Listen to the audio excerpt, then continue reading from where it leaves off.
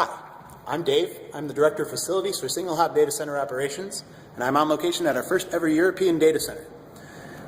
It's after hours now, so I thought I'd go ahead and give you guys a behind-the-scenes look at some of the progress we've been making here, and I think you'll be pretty impressed. Let's go ahead and go into the DC.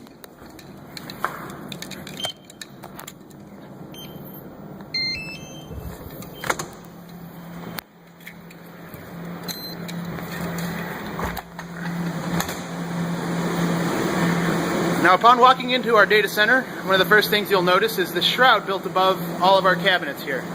Our initial deployment is these 25 cabinets, which our technicians are currently building out.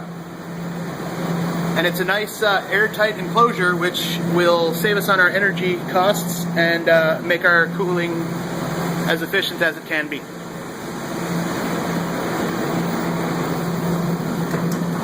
I'm going to go ahead and give you guys a peek at our network cores. This is our first primary core. This handles all of our public connections as well as some of our private connections and some of our back-end consoles. We also have our second network core, which is perfectly redundant with the first one, with its own independent power structures entirely. This means we could lose an entire network cabinet and our clients do not lose their connectivity. This is the start of our third network core. We're going to be bringing this one online later in the week. This is going to hold our virtual devices, things like firewalls, DDoS mitigation, virtual load balancing, and other things that development's working on right now. Further on the line, we see our first provisioning stack here in Europe. This is our internal Linux provisioning systems, our Windows provisioning systems, internal backups, and virtual machines for development. We just brought this online today, and with that comes a lot of testing and a lot of work on provisioning our next cabinet so we can install our clients. I'm going to go ahead and give you a peek at the back here. If you've ever seen a SingleHop data center, this is not going to be a surprise to you.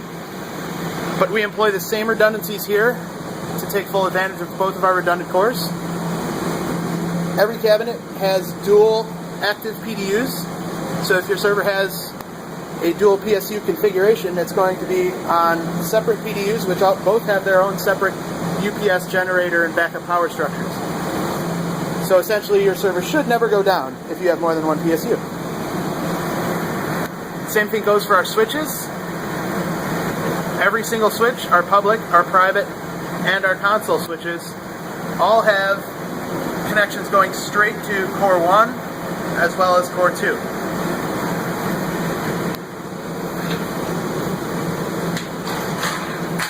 Next on the list is finishing up Core 3.